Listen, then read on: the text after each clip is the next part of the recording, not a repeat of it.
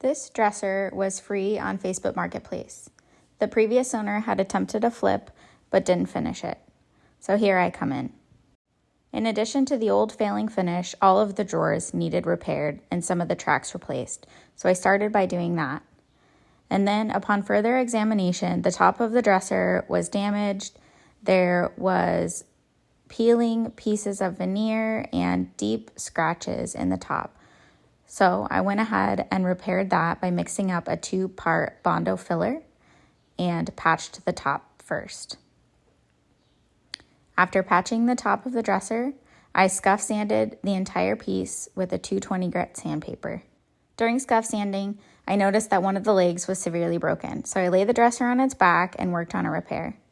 So here, I'm just going to drill in a couple of anchor points so that I could put some screws in to add stability back to this leg before I move in with a 2-part Bondo filler to fix the damage.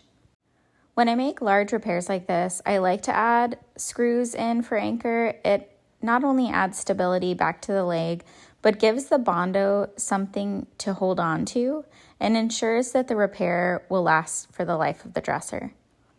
So after I mix up the 2-part Bondo, I just work on spreading it into the damaged area and do my best to shape the Bondo into the shape of the leg or general shape of the leg. In this case, I put a little bit more Bondo because I'll be able to sand some of that down as I shape out the final shape. After a couple of hours, I just use my random orbital sander to sand down that hardened Bondo and make that leg square again. This was actually pretty easy work since it's a square leg. Now, if you have more of a rounded repair or anything like that, you're going to have to likely sand that by hand.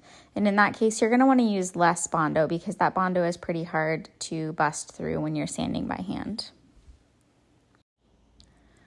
I'll also be adding little feet risers to the bottom of this dresser to lift it slightly up off the ground and prevent any further damage happening to these legs in the future. It's fine details like this that really elevate your flips.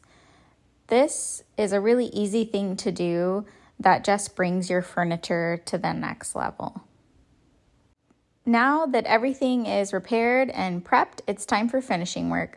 So here I'm just going to stain the drawer fronts with a Lily Moon water-based gel stain. I start by wetting the surface because it just allows me a little bit more work time with the stain. I spread it on evenly before wiping it back with just a lint-free cloth or paper towel. At this point in my flip, I haven't yet decided what I'm going to do with the body of the dresser and also haven't chosen what hardware to use. I was going to reuse the hardware that came with this dresser, but as I was matching it up, I was missing 4 or 5 drawer pulls and I couldn't find an exact replacement. So I am going to have to put all new hardware. But if I want to keep the drawer fronts stained, I'm going to have to find hardware that will cover up the old hardware holes. So that's my dilemma. We'll save that for a later day.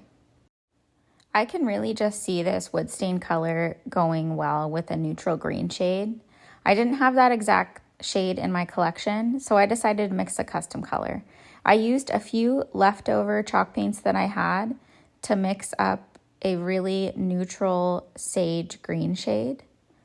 I painted 1 coat on the front by hand and then chose to spray the second coat all over the entire dresser before sealing everything with 5 coats of polyurethane for a durable, lasting finish. I ended up choosing a hardware piece that was similar to what the original looked like and that was big enough to cover up the old hardware holes so I didn't have to patch or fill anything. And here's the final product. What do you think? This dresser is massive and it only took me 2 days to flip. I got the dresser for free. I paid $50 for new drawer tacks and $50 for new hardware. Since I just used leftover paint from my collection, there was no cost there. I did use 5 coats of polyurethane, which was probably about $5 worth since I buy that in bulk, and a half a bottle of gel stain. So that's an additional $10. So for $115 and 2 days of work, I now have this massive dresser to add to my collection that'll last years to come. Thanks for watching, and please follow along for more furniture flips and tips.